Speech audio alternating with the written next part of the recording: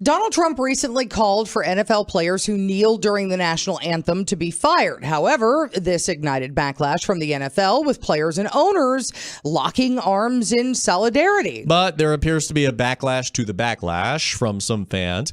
San Diego State University business ethics lecturer and employment attorney Dan Eaton joining us on the KOGO News Live line. Good morning, Dan. Good morning, Ted. So let's say you're an owner and you're not happy with the kneeling. Can you fire someone? Probably not, but it has to do with more the collective bargaining agreement under which they operate. Look, Commissioner Goodell, the NFL commissioner, has broad power to take action for actions that are detrimental to the interest of football. We have seen that in some of the discipline, the high-profile discipline cases we have seen. But it appears that really everyone is on the same page. The problem, LaDona and Ted, comes in the fact that what are these protests really about anymore? This appears to be sort of the Seinfeld protest going forward, the protest about nothing, because this issue of race and racial justice and so forth seems to have been lost, and now we're talking more about unity and the lowest common denominator that can bring us all together. And there's something being lost there that really becomes more important for our purposes. Well, Colin Kaepernick said he started it because of racial injustice. You're right, that does seem to have been lost, but this is looking suspiciously like a culture war is breaking out, because there are fans who are burning their jerseys going, I'm not going to support you.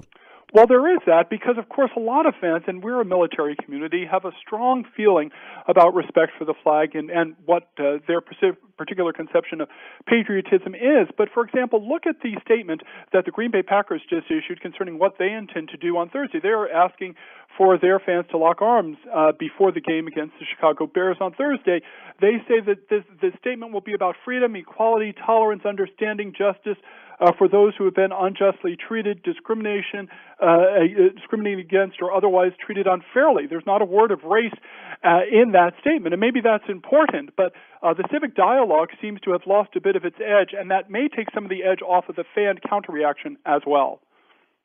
Now, how does this compare to the recent Google sexist memo, or does it? Well, Ted, you actually raise an interesting issue, because I've, of course, written extensively about that Google issue.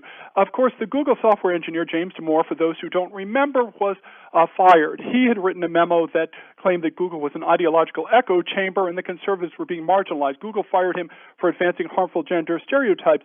One of the issues, though, he couldn't be fired for, of course, is taking an action or taking statements that are contrary to the company line. But he wasn't fired for that. At least that's what Google says. And so this issue of, at least under California law, being unable to discipline someone for deviating from the company line, to the extent that these players are deviating from the owner's line, is an important protection that is embedded in the law. It's not about the First Amendment. We're not talking about the Constitution, because we're talking about a private workplace, not government action. But nonetheless, these protections still apply.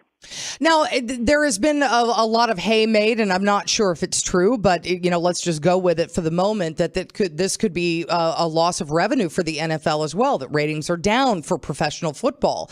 And if that happens, do football owners then suddenly turn around and all the locking arms and kneeling and everything else moves by the wayside? Because let's face it, if you don't have any money, you don't have a product. Well, that's exactly right, LaDona, and that's ultimately what the owners are going to be very interested in protecting, in addition, of course, to the values that they sincerely hold. But there is still a limit on how much they can do to react to this. But they do have some power. They do, after all, set these contracts and hire and fire people, and they do have some power. But there's a real question, by the way, about what's causing this loss of revenue and these lost ratings. Is it the boring games? Is it the time? There are a whole bunch of different causes. This may be one of them, but it may be one that the owners feel they have more control over, and they may exert that control to the extent that they can under the collective bargaining agreement and the law. All right, Dan, thank you so much. That's SDSU business ethics lecturer and employment attorney